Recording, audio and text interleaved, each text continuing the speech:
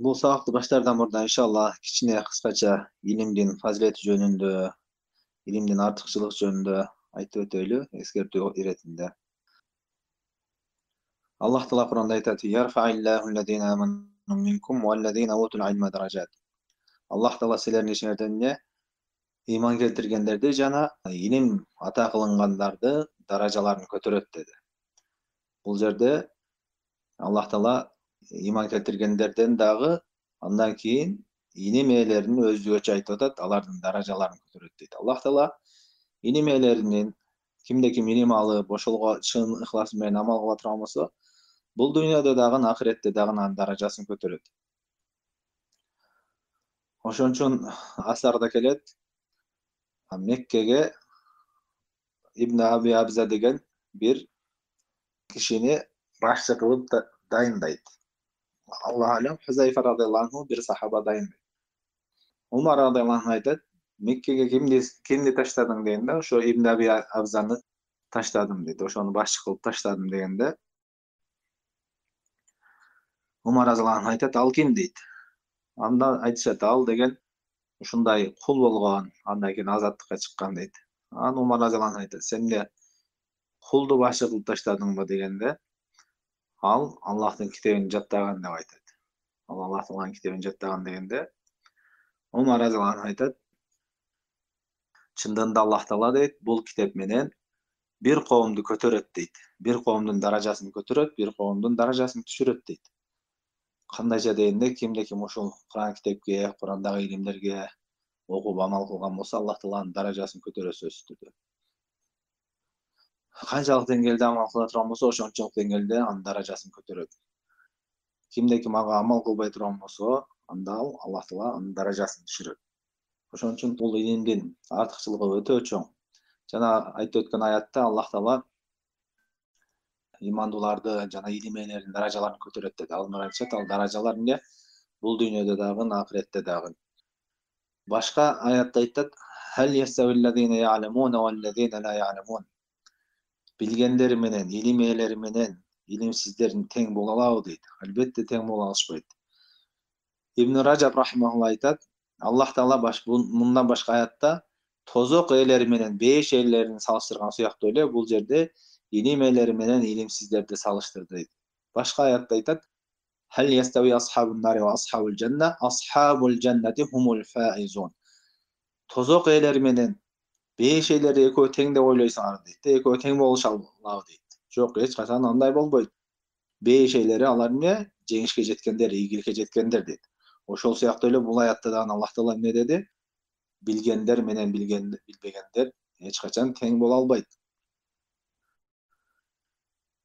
Пайгамбар саллаллаху алейхи ва саллям айтат: "Ман юридиллаху бихи хайран юфаккиху фид-дин." Кимде ким Аллах Таала кимге жакшылык каалаган болсо, анда ага динди үйрөтүп коет, динди түшүндүрүп коет. Алымдар айтат, бул хадистин тескери мааниси. Эмне? Аллах Таала кимге илим берген эмес болсо, шарият илимини берген эмес болсо, шарият илимин ата кылган эмес болсо, Аллах Таала ал адамга жакшылык каалап атат дейт. Аллах Таала ал адам үчүн дүйнөнүн баарын берип койсо дагы, бирок шарияттан жахил болсо, кантип намазын окушуну билбесе, зекетини билбесе, дарат алышын билбеген болсо, ал Аллахтын жакшылык каалаганы эмес ал пендемге. Ал не илим берген эмес болсо, Аллах Таала ага жакшылык каалап атыр деген мааниде. Ошон үчүн бул илим өтө зарыл нерсе да. Алымдар айтат, адам үчүн бул илим суудан дагы, абадан дагы зарыл нерсе дейт. Не себептен дегенде, адам баласы эгерде суу жок, суу жетишпей, аба жетишпей өлүп калган болсо, бул дүйнөдөгү жашоосудан өлөт да. Бирок түбөлүктүү жашоо бар ал жакта. Ал эми илимсиз, динди билбей, дин жөнүндө үйрөнбөй, динге амал кылбай, таухидти билбей өлгөн болсо эмне? Акырети өлөт анын, түбөлүктүү жашоосу өлөт. Ошол себептен бул илим нур, илим курал да, илим курал. Ошон үчүн илимге кайдыгер карабастан, не чын аракет менен жазып, кайталап, окуп, угуп, жаттап, ошондой алууга аракет кылыш керек. Азыркы күндө негизи илимдин фазилети жөнүндө ушунчалык аят, хадистер көп келген. Бирок алымдар айтат, ошого карабастан ушул илим талап кылуучулар эң аз адамдар, эң аз. Алардын ичинде дагы туура багытта, Ахли-Сүннө вал Жамааттын жолунда туура багытта илим алгандар өтө эле аз. Алардын ичинен дагы туура багытта илим алгандардын аракет кылып, кайталап ошо алган илиминен пайдалангандарын андан дагы аз. Ошон үчүн бул илимге кайдыгер карабаш керек. Аллах Таала Кур'ан-ы Керимде айткандай: "Я Яхья хузил китаба бикува". О Яхья дейт, бул китепти эмне? Күч менен, мындай чындык менен, катуу аракет менен алгын дейт да. Эптеп эле жанакындай бош убактыңда кичине угуп коеюн, зериккенде кичине сабакка катышып коеюн деген нерсе менен бул эмне? Илим алынбайт да. Алымдар айтышкан, эгерде илимге бардык өмүрүңдү берсең, ал сага бир аз бөлүгүн берет дейт. Пайгамбар саллаллаху алейхи башка хадисте айтат: "Ман салака тарикан ялтамису фиhi ilman sahhalallahu lahu bihi tariqan ilal janna". Кимде ким бир жолго илим талап кылып чыккан болсо дейт.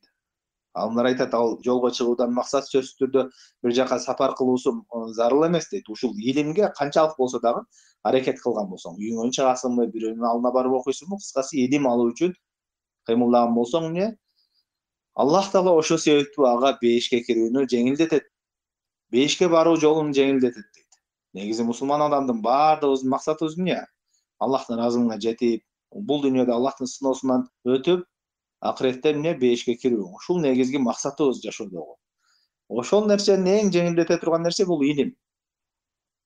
Дагы илимдин артыкчылыктарынан бардык ибадаттардын бардык түрү, жада калса ибадаттар эле эмес, мамилелер, адамдардын арасында мамилелер дагы ушул илимге курулат.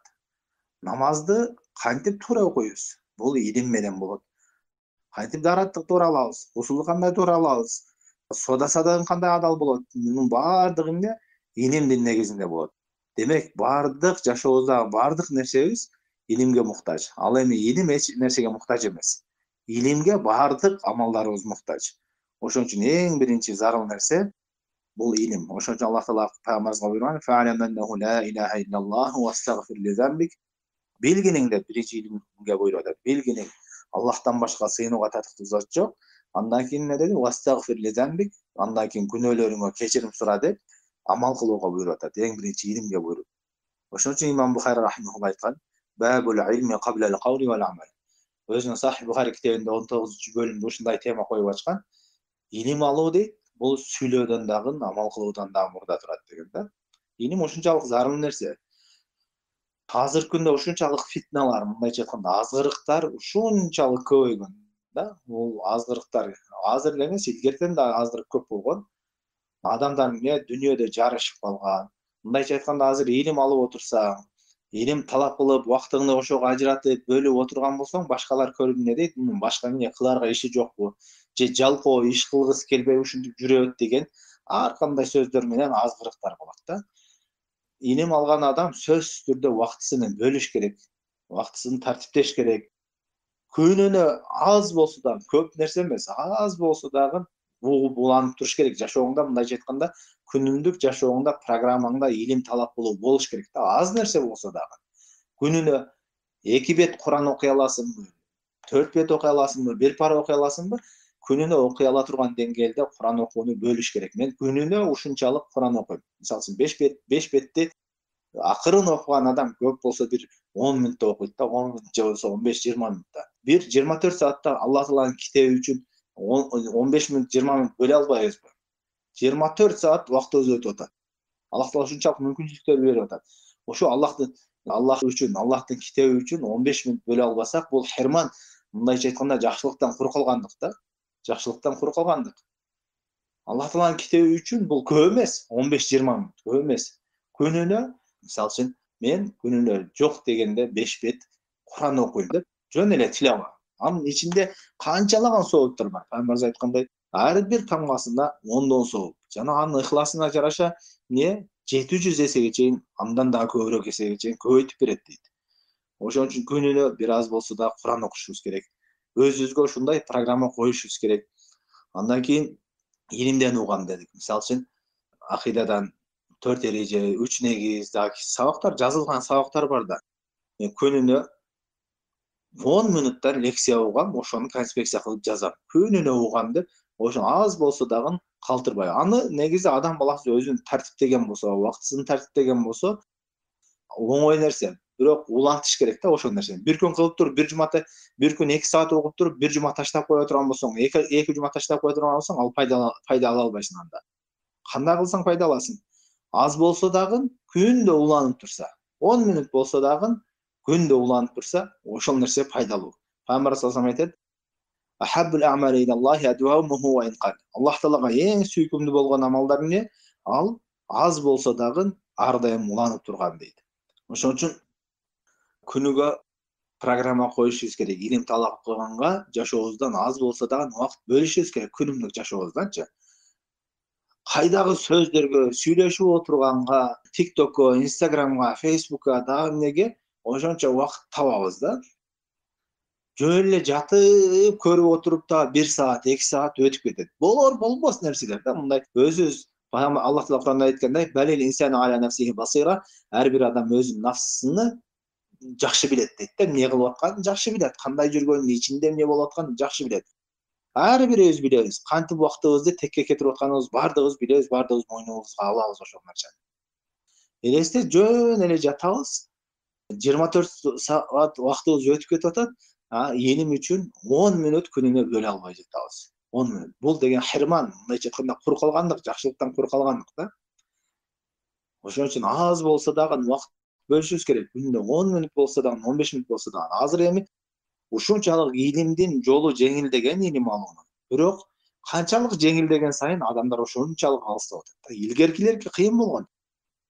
Биздегидей китептер жазылуу, электрондук китеп жок. Азыркыдай кааласаң голосовой, кааласаң видео сабак, кааласаң эмне? Китеп телефонуңда бар, жогуңда бар, интернеттен табасың. Ошондой болсо дагы талап кылбайбыз, жалкообуз. Ушу жатсак өзү келип кирип калса да биздин башыбызга, ошондой эмеге келип калганбыз да азырчы. Жөн эле жата беришибиз керек. Илим өзү келип бизге кирип калыш керек. Илгеркилер кандай болгон? Илгеркилер элестет, бир хадисти угуш үчүн сапар кылышкан, айлап. Жабир ибн Абдулла деген сахаба Мединадан Иракка чейин 1 ай атайын төө сатып алып, 1 ай эмне кылат? Сапар кылат. Сапар кылып Абдуллах ибн Унайс деген сахаба келип, эшигин такылдатат.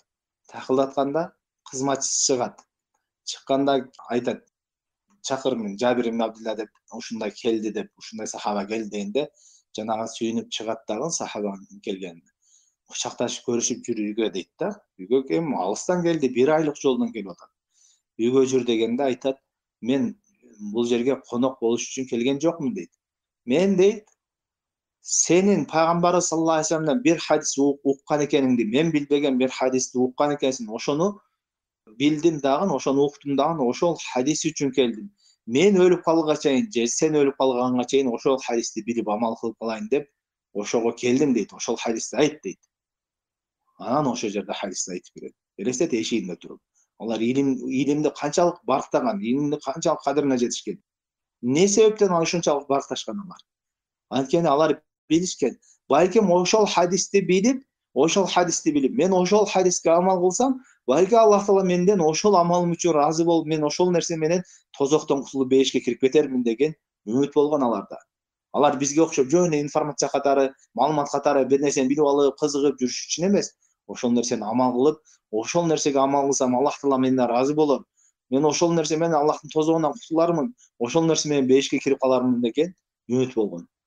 Элестет, айлап, жылдап, азыркыдай китептер, жазылган китептер болгон эмес. Алар ар бир уккан нерсесин жазышып, жатташып, ошентип окушкан да. Азыр эмне? Телефонуңду 2-3 тамга жазып туруп бассаң, алдыңдан чыгат. Лекция даяр чыгат. 3 негиз уккуң келеби? Даяр чыгат. 4 эреже уккуң келеби? Чыгат. Дагы башка сабак уккуң келеби? Жазылып эле түшүп атат. Кийин угам, угуп коям, жазылган бар угуп коем деп жүрө беребиз. Өлгөнгө чейин илим албай, эмне жахил бойдон өлөбүз ошентип. Бул деген негизи өтө коркунучтуу. Кечиктирбеш керек, илим алууну кечиктирбеш керек. Качанга чейин жүрө беребиз? Азыр эмне? Алымдар айтышат, эң көп ушу илим талап кылуучуларды жалкоо болуп аткан нерсе эмне бул? Ал-кува ал-кариба деп коет да, мондай илим алуу жеңил. Муну табып алам, издесем табып алам. Могу лекцияда бар, бул жерде жазылган, бул жерде фаланчы устаз айткан, ошону издесем табып алам, билип алам деп, эмне бул каналда сабактар жазылган деп ушинтип жүрө беришет. Бирок издебейт, окубайт, укпайт. Иншалла угуп алам деп жүрө берет да, караса бир күнү эле жахил бойдон өлгөн болот. Илим албай, илимсиз жахил бойдон өлгөн болот. Ошон үчүн урматтуу бир туугандар, бул илимди кайдыгер карашыбыз керек. Убактыбызды бөлүшүбүз керек, бул нерсеге мээнет кылышыбыз керек. Аз нерсе болсо да жазышыбыз керек. Илимде эмне? Так билген, аз болсо дагы так билген нерсе бааланат. Ошону туура так билген нерсе. Али радыйаллаху анху айткандай, кыймату кулли имриин ма юхсинуху. Ар бир адамдын кадыр баркы бирдекени мыкты аткара билгендигинде дейт. Эмнени билесиң? Мен могу хадисти билем. Бул хадис Бухариде келген, бул хадис Муслимде келген. Бул хадистин мааниси мындай, паланчы ал мындай деген деп бир хадисти айтып берсең, ошол илим болот. Жөн эле, баягы хадис бар эле го, мындай хадис кандай эле, каякта эле, кайсы эмеде уктум эле деп жүрсөң, ал илим эмес да. Түшүнүктүбү? Ошон үчүн илим деген эмне болот? Бул илим деген ошол билсең, ошол нерсени так билсең, так айта алсаң, бул жөнүндө тавхид жөнүндө айтып берчи десе, тавхид жөнүндө мындай бир аят айтып берсең дагы, бир хадис айтып берсең дагы, ошону так билип айтып бере алсаң, ошол илим болот. Тавхид зарыл экен. Тавхид негиздүү, ширк коркунучтуу дейбиз. Бирок тавхид жөнүндө бир далил айтып берчи кана. Тавхид ошончолук зарыл экен. Куранда кана келгенби тавхид жөнүндө? Пайгамбарыбыз тавхид жөнүндө айтканбы десе, айткан, устаздар айткан десең, ал илим эмес да. Ал илим эмес. Ошон үчүн илимне аз болсо дагы так билишибиз керек. Эми илим алганда адам мисалы үчүн робот эмес да, мисалы үчүн программа күнүгө 7де баштап, күн сайын 7де мынчага чейин илим алам десең, андай ала албайсың. Себеби бир күн бир жумушуң чыгып калат, бир күн дагы ооруп каласың, бир күн мындай болуп калат, уктап каласың, ар кандай нерсе болот да.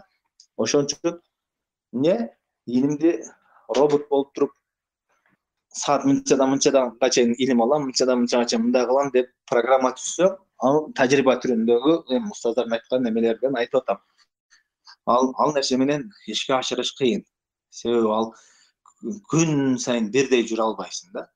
Ошон үчүн туура программа коюш кандай болот илимге?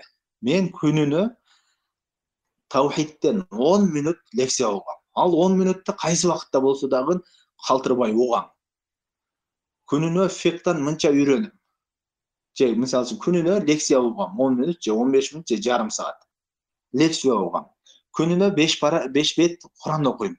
Күнүнө бир хадис жаттайм деген калтырбайм ошону. Бирок ал нерсени чектүү, ченемди көп койбош керек. Эң аз деңгээлди коюш керек, ошону кыла ала турган деңгээлде коюш керек. Ошол нерсени күнүгө калтырбашың керек. Ошол кечкирүүн жатканга чейин, эртеден турганга чейин, жатканга чейин аралыкта кайсы убакытта болсо да ошону аткармайынча, ошол ишиңди бүтүрмөйүнчө жатпай тургандай болушуң керек. Ошондо жылыш болот илимде. Ошондой кыла турган болсоң, эгерде күнүнө коюп туруп, күнүнө бир хадис окуйм, же болбосо 10 мүнөт лекция угуп, ошону конспекция кылып кайталайм дедиңби, ошол нерсени кылмайынча күнүң бүтпөсө, ошондо жылыш болот да. Азыр мисалы үчүн дүйнөлүк иштерибизди, башка иштерибизди баарын ошондой кылып коебуз. Бүгүн эртең мындай жумуштарым бар, мындай кылышым керек, тияка барышым керек, могу иштеримди бүтүрүшүм керек дейбиз да. Ошол нерселерди колубуздан келишинче чуркап, аракет кылып бүтүргөнгө аракет кылабыз. Ошол сыяктуу эле илимди дагы андан да зарылыраак ошондой коюшубуз керек.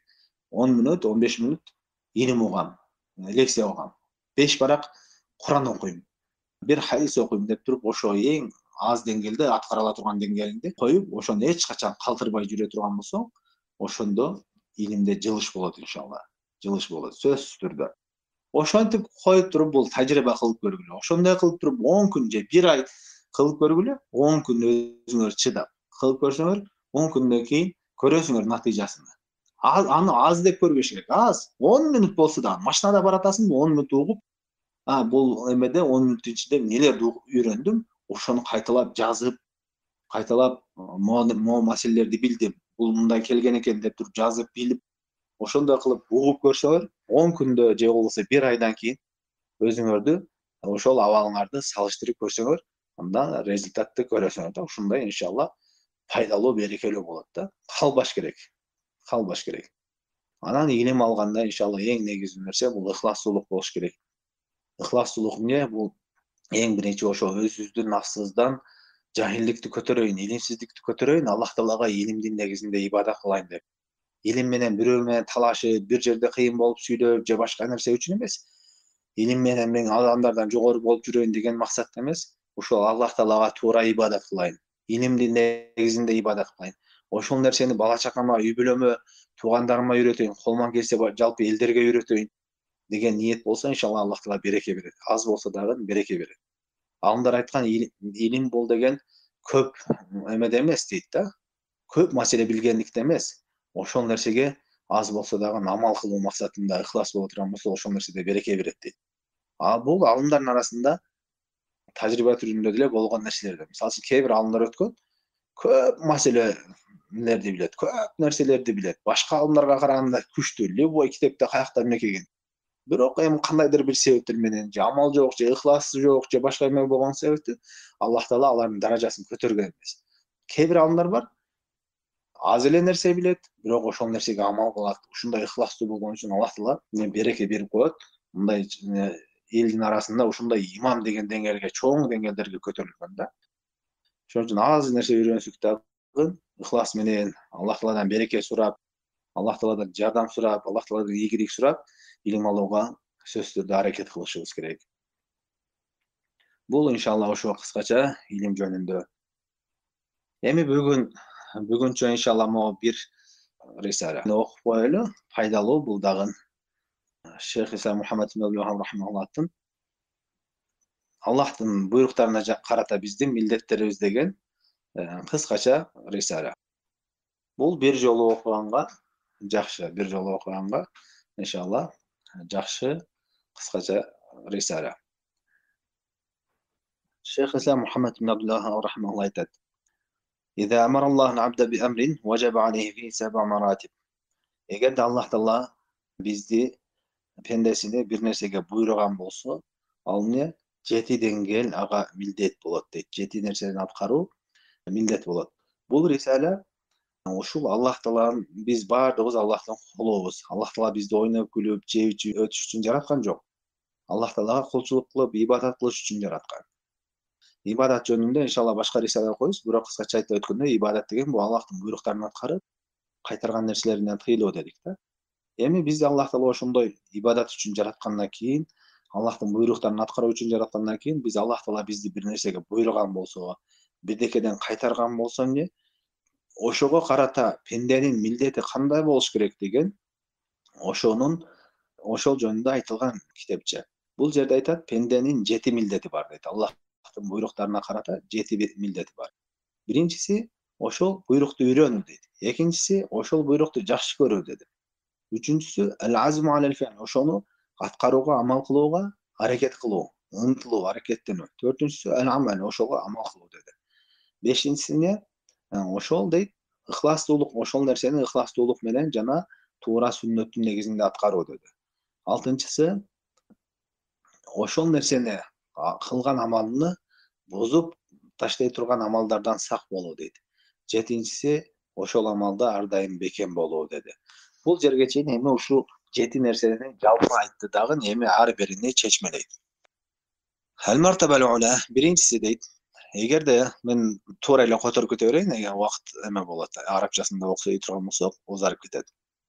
Айтып атат, эгерде адам баласы Аллах Таала таухидке буйруганын билген болсо, ширктен кайтарганын билген болсо дейт. Же болбосо Аллах Таала соода садыкты адал кылып, сүткорлукту арам кылганын билген болсо дейт. Же болбосо жетимдин акысыны жегенден кайтарганын билген болсо, жана ошондой эле жетимдин мал мүлкүнө караган адамга ошо өзүнүн муктаждыгын деңгээлде уруксат берилген экенин билген болсо, эгерде кедей болсо дейт. Ошол нерсени сөзсүз түрдө үйрөнүш керек. Аллах Таала таухидке буйруптур. Таухид деген эмне бул деп. Ошону билгенге чейин сурап үйрөнүш керек дейт. Жана ошондой эле кайтарган нерсени Аллах Таала ширк айтыптыр, ширктен кайтарыптыр, жана ширкти кечирбейт экен. Ошол нерсени үйрөнүш керек. Ширк эмне, качан ширк болот, кайсы нерселер ширк болот. Элестет, мен ширк кылсам кафыр болуп кетет экенмин, динден чыгып кетет экенмин деп эме кылат. Көпчүлүк адамдар ал нерсени укканда ошондой ширк эң чоң күнөө экенин, кечирилбес күнөө экенин. Бирок качан ширк болот, кандай ширк болуп калат, ошого түшүп калбайын деген коркунуч жок, ошону үйрөнүш жок да. Ошону үйрөнүш керек дейт. Адам баласы таухид эң негиздүү экенин билди. Ширк эң жаман экендигин билди. Соода саттыкта сүткорлук арам экендигин укту дейт. Бирок качан ошо риба болот, сүткорлук качан болот, ошол нерселерди үйрөнүш керек дейт. Биринчи маселе дейт эмне? Таухид ширк. Ушул таухид менен ширкти жана ошондой эле баардык буйруктарды жана арам кылган нерселерди үйрөнүш керек дейт. Айтат, көпчүлүк адамдар дейт, көпчүлүк адамдар таухид акыйкат экендигин билишет, угушкан дейт да эми. Жана ошондой эле ширк жаман коркунучтуу күнөө экендигин билишет дейт. Дейт. Бирок дейт эмне? Андан баш тартышып, ал жөнүндө эч сураган да жок дейт. Бул азыр валлахи көпчүлүк адамдардын жашоосу ушундай.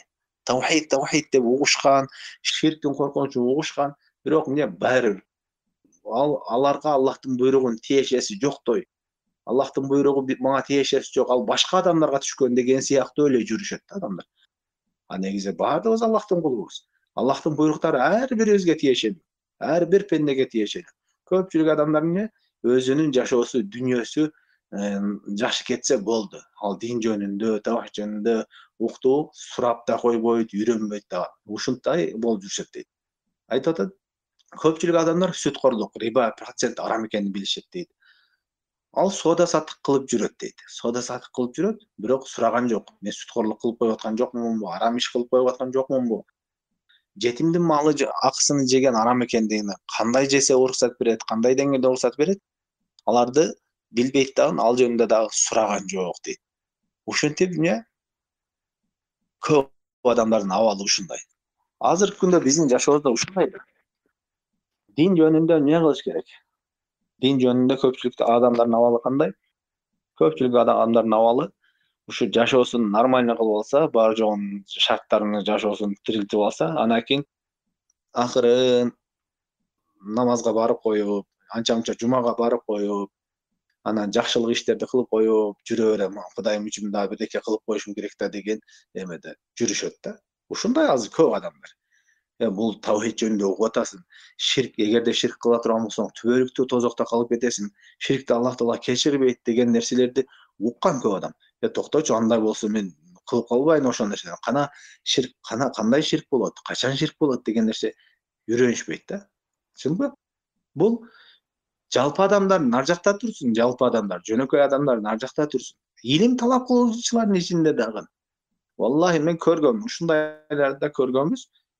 Ширктин арам экендигине, ширк күнөө экендигине бир далил айтчы десең, ширк ошону билбегендер бар. Бизде аз жөнөкөй адамдар, илим талап кылуучулардын арасында дагы ошондой ширк жөнүндө ушунчалык коркунучтуу экендигин билебиз. Таухиддин ушунчалык зарылдуу экенин билебиз, бирок сурабайбыз. Таухиддин түрлөрү кандай, кайсы таухид, кайсы Аллахтын акылары, кайсы ширк, качан ширк болот, ушунчалык коркунучтуу нерсе. Бул адамдардын жашоосунун абалы азыр көпчүлүгү ушундай. Ошон үчүн ошолордон болбош үчүн эмне кылышыбыз керек экен? Эң биринчи нерсе Аллахтын буйруктарынын ар бирин сөзсүз түрдө үйрөнүшүбүз керек. Соода саттык өмүр бою соода саттык кылып жүрөбүз. Эмне кылабыз? Соода саттыктын өкүмдөрүнү үйрөнбөйбүз. Көпчүлүк адамдардын үйрөнбөгөн себеби эмне? Үйрөнбөгөн себеби ушул сурасам арам болуп калбасын деп дагы сурабайт да соода саттыгын. Кылып аткан иштерин бир ишке кирип атам. Ушуну биринчи шариаттын негизинде тактап алайын, ушу адал бекен, туура арам бекен деп тактабайт. Эмне? Главный ишиге ага эч ким тийишпесе болду. Сурасам арам болуп калышым ыктымал деп кээ бирлер ошого эмеде сурабайт. Кээ бирлери ошону арам экенин билсе дагы эмне? Баш ийбей жүрө берет. Бул арам болбойт десең дагы койчу деп коюп жүрө берет. Ошон үчүн мусулман адам эң биринчи Аллахтын буйруктарына карата милдети эмне кылыш керек?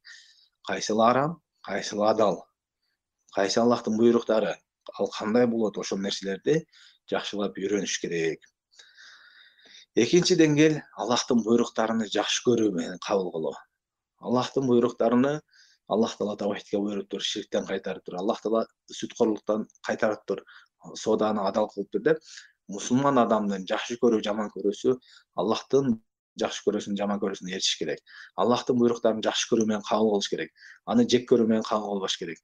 Бул Аллахтын буйруктарын жек көрүү ал адамдын кылган амалдарын жараксыз кылып таштоого алып барат. Аллах Таала Кур'ан-ы Каримде айтат, Мухаммад сүрөсүнүн 9-аятында айтат: "Залика би аннахум кариху ма анзалаллаху фа ахбата амалахум." Алар дейт, алардын амалдарынын жараксыз болуп калуусунун себеби эмне дегенде, алар эмне кылды? Аллах Таала түшүргөн нерселерди жек көрүштү, жаман көрүштү дейт. Көпчүлүк адамдар айтып атат. Көпчүлүк адамдар пайгамбарыбыз саллаллаху алейхи вассаламды жакшы көрүшпөйт дейт. Тескерисинче аны жаман көрүшөт дейт. Жана ошондой эле пайгамбарыбыз саллаллаху алейхи вассалам алып келген нерсени да жаман көрүшөт дейт. Жана ошондой эле ал Аллах Таала ошону Аллах Таала түшүргөн, Аллах Таала жөнөткөн экенин билип турса да жаман көрөт дейт. Бул көп азыр өзүнүн мусулманмын деп жүргөн адамдар жашоосунда толтура. Хижап жөнүндө хижап кийсе, эмне молдолорду көрсө, хижап кийгендерди көрсө, жини келип, ону билип турушат ушу дин акыйкат экен. Көпчүлүгү эмне өздөрү арам жолдо жүрүшөт дагы, акыйкатта адалда жүргөндөрдү көргөндө уже алардын иштери козгоп, ушу мага бирдеке дей бербесе экен деп биринчи баягы корккон биринчи атака кылат дегендей атака кылышып, жамандашып, бирдеке табып, хижапчандарды жамандап, сакалчандарды жамандап, диндегилерди жамандап, ушинтип башташат да. Көп адамдар ушундай. Мага дават кылып бербесин, же менин кемчилигимди айтып бербесин деп өздөрүнүн эмесин айттыргысы келбейт дагы. Ошентип эме кылышат. Анан көпчүлүгү жаман көрүшөт ушу диндеги амалдарды көбүнө жаман көрөт. Ушул молдолор тажатты деген эмеде жаман көрүшөт. Бул Аллахтын түшүргөн нерселерин жаман көрүү биздин кылган амалдарыбыз жараксыз болуп кетүүсүнө себеп болот. Ошон үчүн Аллахтын буйруктарын жакшы көрүү менен кабыл кылыш керек. Кайтарган нерселерин жек көрүү менен кайтарыш керек. Үчүнчү нерсе дейт, ошол бирдекени Аллах Таала буйруптур. Эми мисалы үчүн намазды дейли, намазга буйруптур. Намазды үйрөнгөнүбүздөн кийин, аны жакшы көргөнүбүздөн кийин, аны аткарууга, окууга аракет кылыш керек, аракет жасаш керек. Көп адамдар эмне кылат? Айтат, көпчүлүк адамдар дейт, ошону билди дейт. Жана аны жакшы көрөт дейт. Бирок эмне кылат? Аны кылууга аракет кылбайт. Хауфан мин тагайюру дуньяху дейт. Ал эмне? Дүйнөсүнүн өзгөрүп калуусунан коркот дейт. Мисалы үчүн кээ бир адамдар эмне кылат? Намазды окуш керек экенин билет, намазды үйрөнгөн, аны жакшы эле көрөт. Бирок эмне кылат? Окубай жүрө берет, окуганга аракет кылбайт. Эмне себептен? Хауфан мин тагайюру дуньяхи, ал өзүнүн дүйнөсүнүн өзгөрүп калуусунан коркот. Дүйнөсүнүн өзгөрүп калуу дегенде мисалы үчүн бир жерде жумуш кылуусу мүмкүн. Ал жерде намаз окуганга уруксат бербейт. Же болбосо намаз окуса бир жумушунан бир жерден дагы кечигип калат, же бир жумушу калып кетет. Ошол нерсе үчүн, ошо дүйнөсү өзгөрүп калышы үчүн, ошондон коркуу үчүн эмне кылбай, аракет кылбай жүрө берет дейт. Кийин окуйбуз деп. Көп адамдар азыр жакшы намаз окуганды билишет, намаз окуганды жакшы эле көрүшөт, бирок окуганга аракет кылбайт. Буйруса деп коюп жүрө берет, өлгөнгө чейин окубай жүрө беришет ошентип. Мусулман адам Аллахтын милдетине карата, Аллахтын буйруктарына карата милдети сөзсүз түрдө билген нерсесини болду аткарам деп уже чындап ынтылып аракет жасаш керек. Төртүнчү нерсе эмне?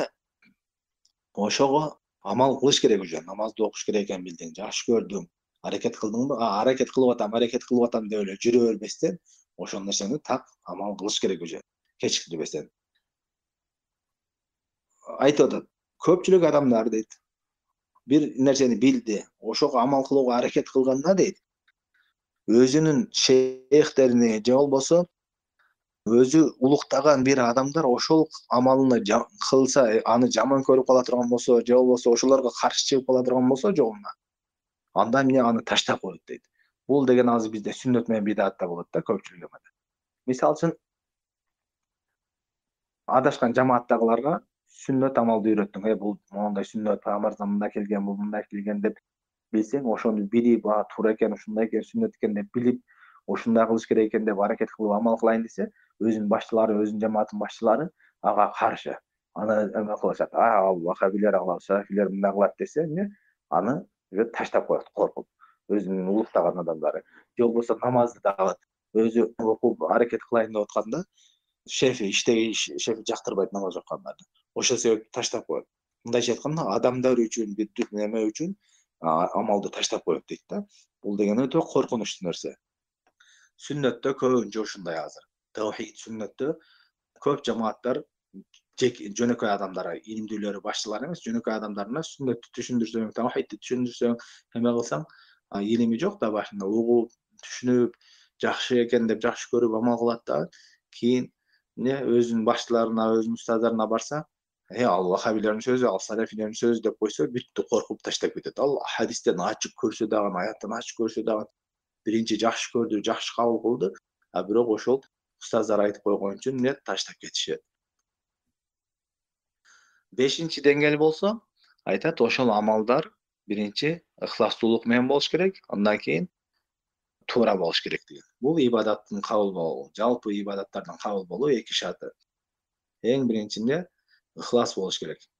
Бардык жакшылыктарыбызды, бардык кылган иштерибизди калыс Аллахтын ыраазылыгы үчүн гана кылышыбыз керек.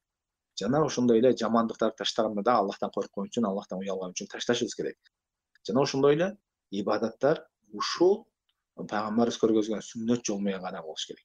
Негизи бул дүйнөдөгү сыноонун бардыгы ушул эки нерседе. Аллах Таала бизди ушул эки нерседе сурайт. Эки нерседе сынайт. Биз кылган амалдарыбызды кандай кылып атабыз, ким үчүн кылып атабыз? Эртең өлгөндөн кийин бизге барганда суроо боло турган нерсе, сен мен үчүн эмне кылдың деген суроо болот Аллах Тааладан бизге. Мен үчүн эмне кылдың? Адамдар макташ үчүн эмес, эл көрсүн үчүн эмес, башка эме үчүн эмес, калыс мен үчүн эмне иш кылдың деген суроо болот. Ошон үчүн хадисте келет, эң биринчи азапталуучу адам 3 түрдүү адам дейт. Алардын бирөөсү бай, көп садака кылган, бирөөсү Куран жаттаган алым, бирөөсү Алла жолунда согушуп курбандык болгон.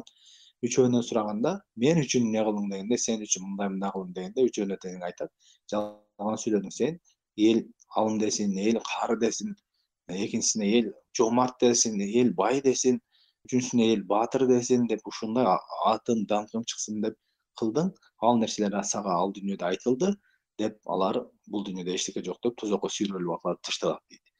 Ошон үчүн бизге кылган амалдарыбыз эң биринчи адамдар сынала турган нерсе ушул ыхластуулугунда жана ошо кылган амалы туура болгондугунда сыналат. Аллах Таала Мүлк сүрөсүндө айтат: "Аллази халакал маута вал хаята лияблуакум айюкум ахсану амала." Аллах Таала өлүм менен жашоону жаратты дейт.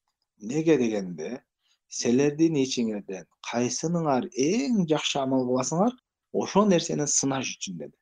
Бул аятты чечмелеп, Фудайл ибн Ияд деген алым айтат, ахсануху, бул аятта эң жакшы амалдан максат дейт, ахласуху асвабуху дейт. Эң ыхластуу болгону жана эң туурары болгону дейт. Андан сурашып, кандайча болот ал дегенде, эгерде амал ыхластуу болбосо, рия аралаша турган болсо, ал кабыл болбойт деди. Эгерде амал сүннөттүн негизинде болбой турган болсо, бидат менен боло турган болсо, ал дагы кабыл болбойт деди. Амалдар эмне болот деди? Ыхластуу, калыс Алла үчүн болсо, жана ошондой эле пайгамбарыбыз көргөзгөн жол менен болсо, ошондо гана кабыл болот деди. Ыхластуулук деген эмне? Бул ыхластуулуктун мындай ыхлас деп анын далилдерин эле жаттап албастан, ыхластуулуктун маанисине мындай жөнөкөй тил менен, жалпак тил менен кыргызча айтканда түшүнүшүбүз керек. Мисалы үчүн ыхластуулук деген ушундай чечимден, ушундай билишибиз керек. Бардык буйруктарды аткарганда бизди Аллах Таала ата-энебизге жакшы мамиле кылууга, ата-энебизди сыйлоого буйруду. Бир тууганыбызга жакшы мамиле кылууга буйруду. Бир тууган менен карын катнашта, тууган урук менен карын катнашта болууга буйруду. Кошунага жакшы мамиле кылууга буйруду. Чынчыл болууга буйруду, сабырдуу болууга буйруду. Көп жакшылыктарга буйруду да. Ошол нерселердин бардыгын ата-энеңе кызмат кылып атканда дагы аны сезимдер менен ата-энем болгон үчүн, жакшы көргөн үчүн деген эмес. Мен ата-энемди ыраазы кылсам, Аллах Таала менден ыраазы болот деп ата-энебизге кызмат кылсак. Бир тууганыма жакшы мамиле кылсам, Аллах Таала менден ыраазы болот деп кылсак. Мен ишимде аманатчыл, чынчыл болсом, Аллах Таала менден ыраазы болот деп кылсак. Ар бир ишибизди ушундай максатты кыла турган болсок, ошондо гана бул ыхластуу болгон ибадаттарыбыз кабыл болот жана ошол эң пайдалуу болот. Бул адамдардын жашоосуна бактылуулук алып келе турган, ынтымак алып келе турган нерсе да ошо. Мисалы үчүн, азыр жашоодо көпчүлүгү атаандашып, бири-бирине баягындай ирешип, эргешип эме кылышат да. Мисалы тууган уруктун ичинде мамиледе дагы ал мага мындай кылды, мен мындай кылышым керек. Мага мындай кылбай койду, мен да кылбайм деген. А момун адам, ыхластуу адам мындай кылбайт. Ал сага жакшы мамиле кылса дагы, жаман мамиле кылса дагы, ата энең дагы сенден башка баласын жакшы көрсө дагы, сенин жакшылыгыңды билбей жатса дагы, Аллах Таала менин жакшылыгымды көрүп турат деп, сага кандай мамиле кылса дагы ыхластуу мамиле кыла беребиз. Ыхластуу болсо жумушунда да аманатчыл болот. Себеби ал Алладан корккон үчүн аманатчыл болот. Ал эми ыхласы жок адам эл көрбөгөн жерде башка эмелерди кылып кое берет. Ошон үчүн бул ыхлас өтө негизди. Ошон үчүн алымдар айтышкан. Балким бир кичинекей амал болушу мүмкүн дейт да. Ошону ыхлас деген чоңойтот. Өтө чоң кылат. Чоң амал болушу мүмкүн. Аны ниет кичинетет. Мындайча айтканда, ниетинде рия болот. Бул ыхластуулукту эки нерсе бузат. Биринчиси рия, ошо эл көрсүн, эл мактасын же дүйнөлүк бир максаттар үчүн кылсаң. Экинчиси болсо уджуб деп коет. Уджуб деген бул өзүн өзү тан берүү, бир амалдарды кылып коюп, өзүнүн нафсы үчүн кылуу да. Ошо Аллах ыраазылыгы үчүн эмес. Кээ бир адамдар, көпчүлүк адамдар бир амалды кыйраткансып, жакшы кылып аткансып сезет дагы, ошону өзүнүн нафсына жагып аткан үчүн кылат да. Аллахтын ыраазылыгын көздөбөйт, өзүнүн нафсына жагып аткан үчүн. Демек ошол амалга өзүнүн нафсы шериктеш кылып атат. Ал Аллах ыраазылыгы үчүн, калыс Алла үчүн кылыш керек. Ошондой амалдар гана кабыл болот. Ошондой эле бул пайгамбар саллаллаху алейхи вассалам көргөзгөн жол менен болуш керек. Бул урп адат менен, ата бабабыздан калган жол менен эмес. Пайгамбарлар кандай көргөзгөн болсо, ошондой ибадат кылсак, ошол ибадаттар кабыл болот. Себеби пайгамбарлар бизге эмне себептен келген? Аллах Таала бизге ошо кантип ибадат кылышты көргөзүш үчүн пайгамбарлар жиберген. Ошо үйрөтүш үчүн. Бул Пакистандын урп адаты менен, Пакистандын алымдарынын жолу менен, же Индиянын, же Бангладештин, же арабтардын жолу менен эмес, же кыргыздын, тажиктин жолу менен эмес, пайгамбар саллаллаху алейхи вассалам көргөзгөн жол менен гана ибадаттар кабыл болот. Андан кийинки 6-чы деңгээл эмне дейт? أن الصالحين يخافون من حبوط العمل لقوله تعالى أن تحبط أعمالكم وأنتم لا تشعرون. Salih адамдар, жакшы адамдар ушу амалдарды кылгандан кийин өзүнүн амалдарынын жараксыз болуп калуусунан коркот дейт. Салих эмес адамдар эмне болот? Амалдарын кылып алып, уверенный, мындай айтканда, ишеничтүү турат да, амалдар кабыл болду, айдап койдук, жөнөтүп койдук дегенсип ишенимдүү түрдө жүрүшөт. Салих адамдар эмне? Жок, ошол амалды кылуу менен, жакшылык кылуу менен бирге Аллахтан коркот. Аллах Таала ушул амалымды кабыл кылабы экен? Аллах Таала ушул амал мен кыяматта жүзүмө чакпайбы экен деген, кайтарып өзүмө чакпайбы экен деген коркунуч да болот. Бул дейт, айтат, "Ва хада мин акалил ашя фи заман". Бул шейх айтып атат, бул биздин убактыбызда эң аз нерселерден дейт. Чынында ошондой. Аз көпчүлүк адамдар намазды окуду, ибадатты кылды, болду, ол 100% кепилдик алгандай, ушундай гарантия алгандай жүрөт да, меники болду, кабыл болду, буяка даяр дегенсип, ояка барса даяр тургандай эметишет да. Андай эмес. Салих адамдар эмне? Амалды кылгандан кийин ошол нерсенин кабыл болуусуна Аллах Тааладан үмүт кылып коркушат. Жана ошондой эле ошол амалдарын жасагандан кийин, жакшы ибадаттарды кылдык, ыхластуу болуп кылдык, ыхластуулук менен кылдык, жана ошондой эле сүннөттүн негизинде кылдыкпы, ошол амалдарды жараксыз бузуп кое турган нерселерден сак болуш керек. Айтат, силер өзүңөр, Аллах Тааланын Курандагы Худжрат сүрөсүндө айтып атат, силер өзүңөр билбеген абалда амалдарыңар жараксыз болуп калбасын дейт да. Эмне себептен? Амалдарды жараксыз кылып кое турган, ширк кылып кое турган болсок, амалыбыз жараксыз болуп кетет. Ошондой эле милдет кылып кое турган болсок, жараксыз болуп кетет. Анан мактан рия кылып койсок, жараксыз болуп кетет. Көпчүлүк адамдар жакшы эле баштайт, ыхластуу болуп, Алла үчүн деп бир жакшы иш кылып коеюн дейт дагы, эмне кийин ошол нерсе жакшылыгын билбей калса, бир нече убакыт өткөндөн кийин билбей калып, ага жамандык кылып койсо, дароо милдет кылат. Мен сага мындай кылдым эле, сен билбедиң, жакшылыгын билбедиң деп ал амалын жараксыз кылып алат. Аллах Таала айтат: "Я айюхаллазина аману ла тубтилу садакатикум бил манни вал аза". О ыйман келтиргендер, силер жакшылыктарыңарды, садакаңарды бирөөгө аза жеткирүү менен, мындайча айтканда, жакшылык кылган адамыңарга аза жеткирүү менен жана милдет кылуу менен жараксыз кылып албагыла дейт. Көп адамдар азыр бүт кылган жакшылыктарын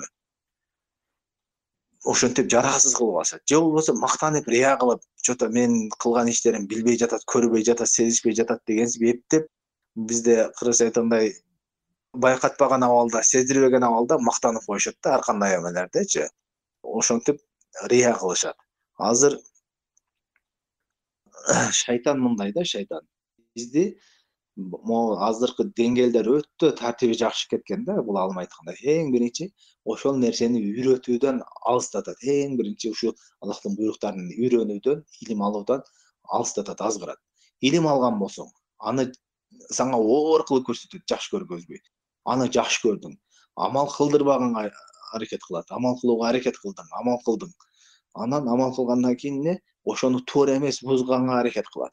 Сен ону ыхлас менен туура кылган болсоң, ушул 5 деңгээлде аткарган болсоң, амалың сак болду, ошо кылган амалдарыңды жок кылганга аракет кылат, бузганга аракет кылат. А бул 5-6 деңгээлде айтып атат ал. Сен ушунчалык мээнет менен аз 5 деңгээлден өттүң. Амалың туура болду, ыхлас менен болду. Ушунча деңгээлге оңой менен жеткен жоксуң.